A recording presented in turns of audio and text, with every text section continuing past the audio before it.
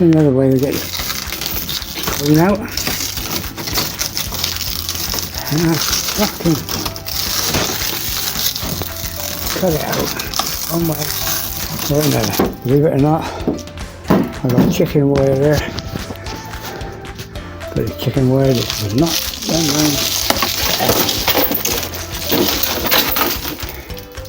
Now all I've got to do is clean the edges up. But let me tell you why it wouldn't come off. When this screen was leaking terrible, the last guy put it in, fucked it right up, and I ended up having to seal it all. He never put a bead down that side. God knows how he forgot, but he never put a bead or sealant down there. Winter come, my floor was flooded in the van. I couldn't figure out why. He never put a bead of sealant down that side, and I was fucking literally in 2 inches of fucking water in there. So anyway, this time, like, to make it good, I put all extra sealant in myself, and I just could not pull that chicken wire through. So I just done it the only way I know fucking how, and I've got it off. That's the main thing.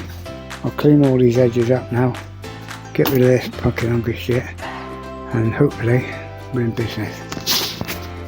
Well, another fucking mess getting that out, I tell you. But no problem. Hasn't damaged the van. The van's okay in every way.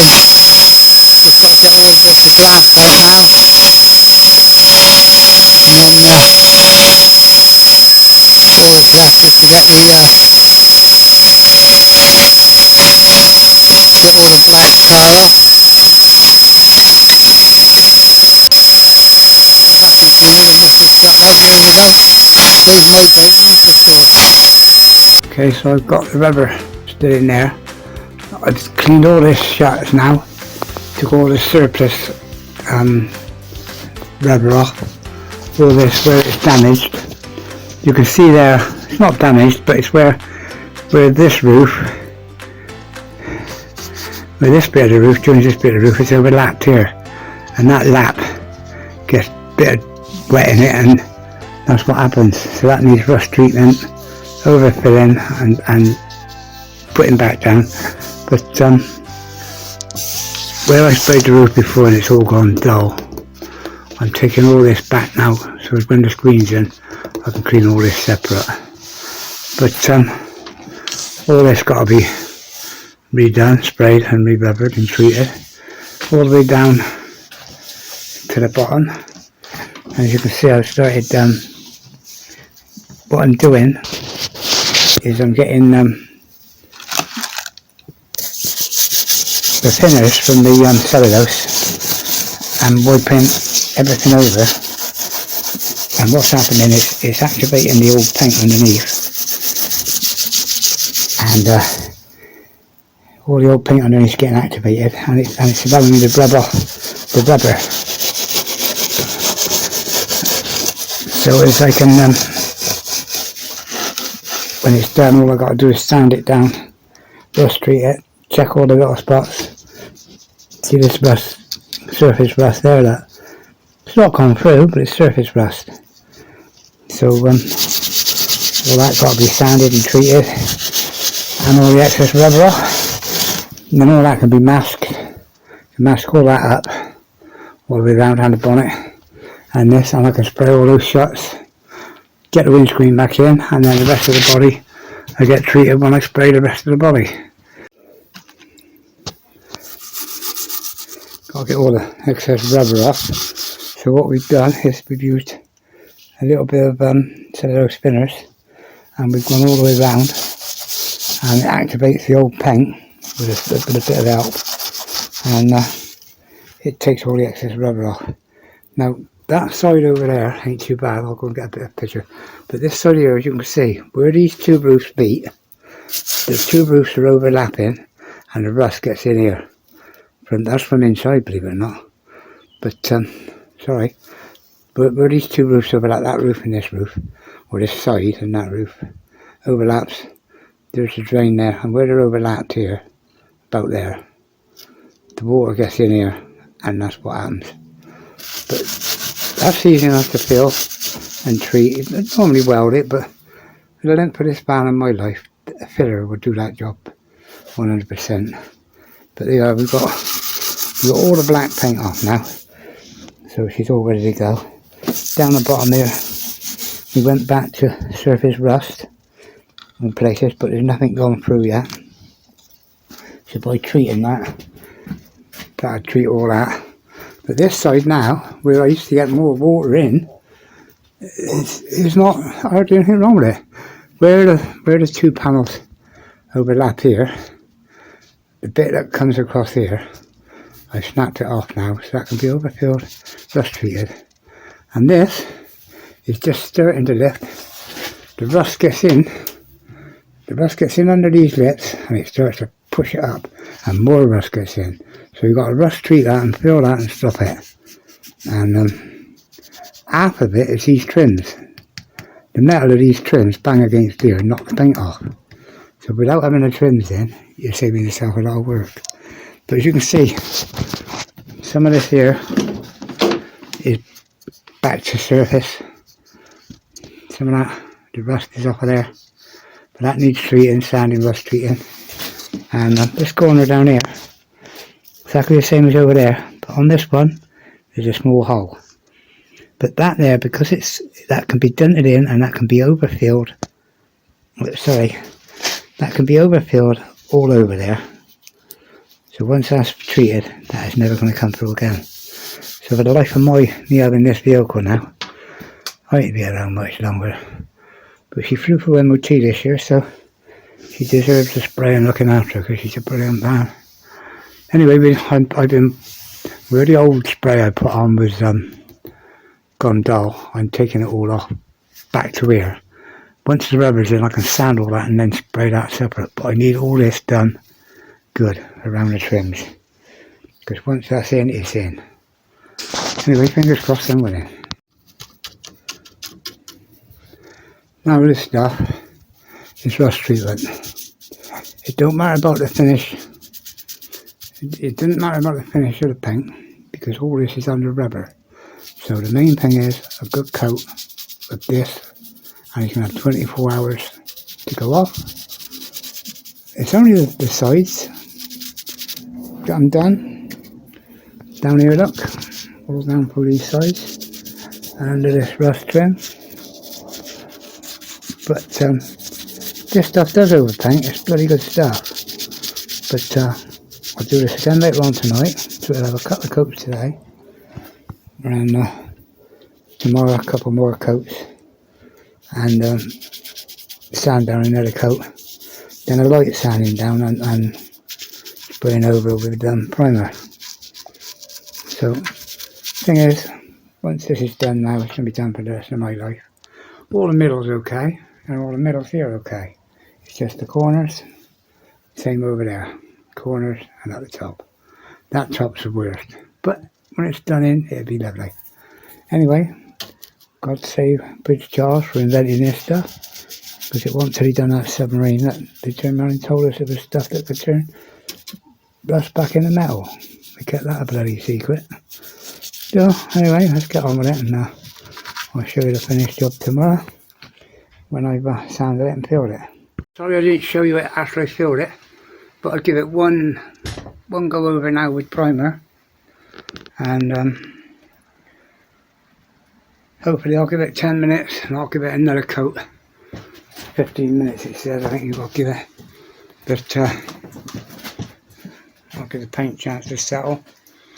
And as I say, all like new for the new windscreen to go in.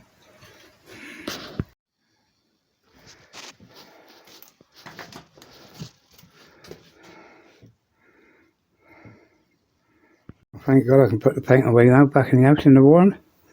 And as you can see, all the shuts are done. In a minute after tea I'll come out and take all the paper off and get it ready to fit the windscreen tomorrow.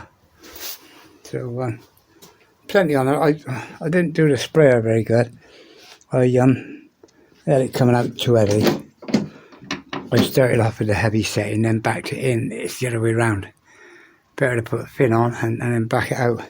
But I'll remember that next time. I don't do enough spraying to be good at it. But anyway, there you are. All this is repaired. All that's repaired. So we're on a winner. Yeah.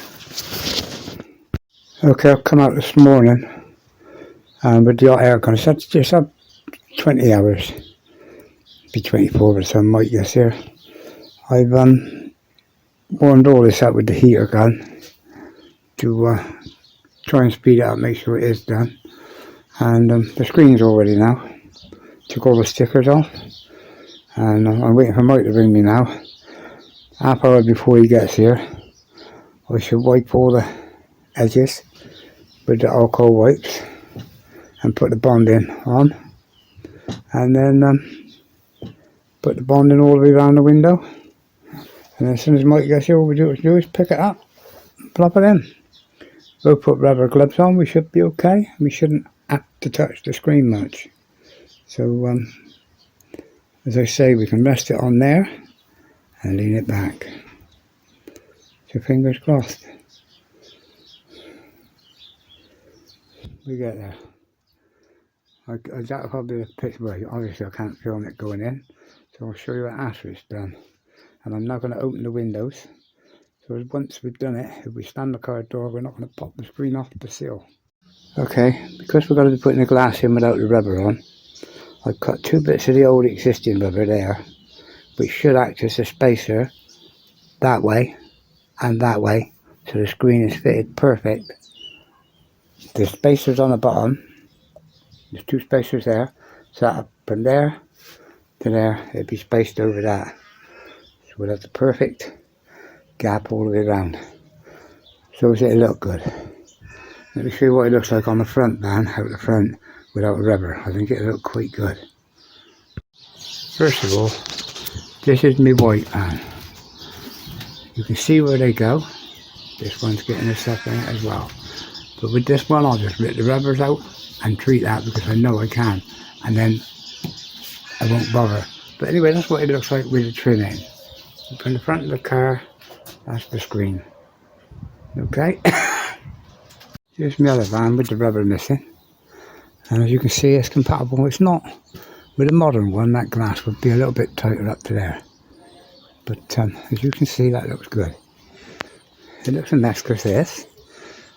But that's all been done on mine. But the other, that's what it looks like without the rubber. Bearing in mind you'll have the plastic trim all around here. It's not a problem. Well, Mike rang while I was looking at the screen out the front.